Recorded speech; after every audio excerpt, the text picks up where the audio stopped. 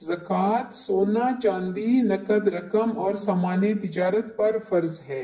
اگر کسی کے پاس صرف سونا ہی ہے تو اس کا نصاب 7.5 تولے ہوگا۔ اگر کسی کے پاس صرف چاندی ہے تو اس کا نصاب 52.5 تولہ ہوگا، اور اگر کسی کے پاس کچھ سونا، کچھ چاندی اور کچھ نقد رقم ہے تو ان تینوں چیزوں کی مجموعی قیمت 52.5 تولے چاندی کی قیمت کے برابر اگر ہو جائے، پھر اس پر پورا سال گزر جائے تو زکوٰۃ فرض ہو جاتی ہے۔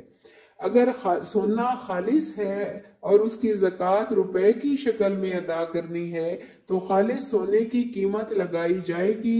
اگر ملاوٹ شدہ ہے تو ملاوٹ شدہ سونے کی قیمت لگے گی۔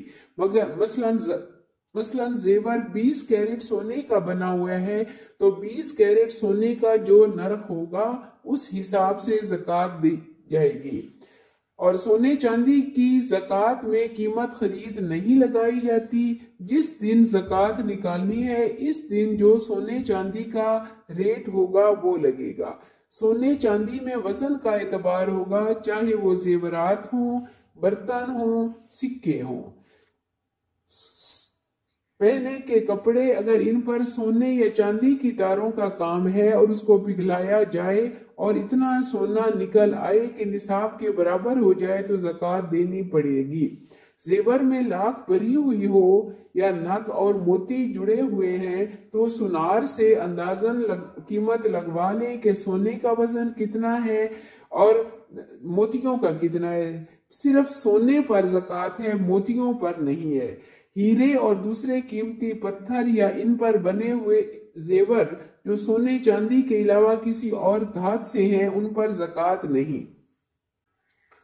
نقد رقم اگر کسی کے پاس 7.5 تولے سونا یا 52.5 تولے چاندی میں سے جس کی قیمت کم تر ہو اس کے برابر روپے ہیں اور ان پر پورا سال گزر جائے تو اس نقد رقم پر زکوٰۃ فرض ہو جاتی ہے۔ بینکوں میں یا بچت کی اسکیموں میں جو رقم جمع کروائی گئی ہو اس پر بھی سال گزرنے کے بعد زکوٰۃ فرض ہو جاتی ہے۔ جو زکوٰۃ کی مد میں بینک کٹوتی کرتے ہیں اس کا خود حساب کریں، محض بینک کی کٹوتی پر اعتبار نہ کریں۔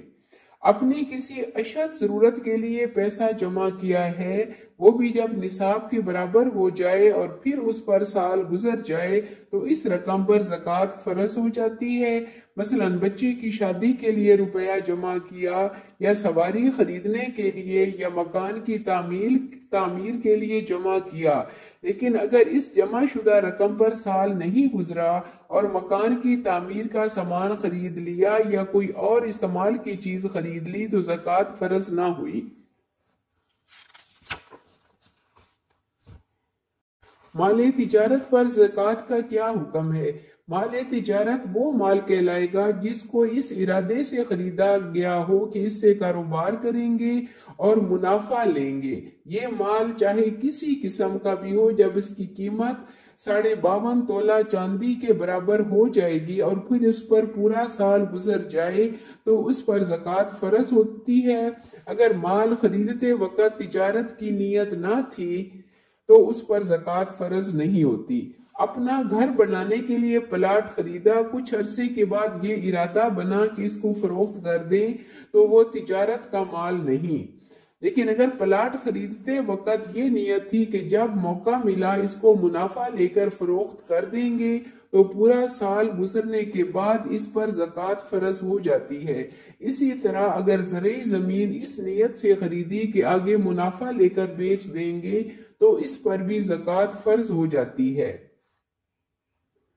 گائیں یا بھینسیں اگر دودھ پینے کی نیت سے خریدیں تو زکوٰۃ فرض نہ ہوگی، لیکن اگر اس نیت سے خریدیں کہ منافع پر فروخت کریں گے تو ان پر پورا سال گزرنے کے بعد زکوٰۃ فرض ہو جائے گی۔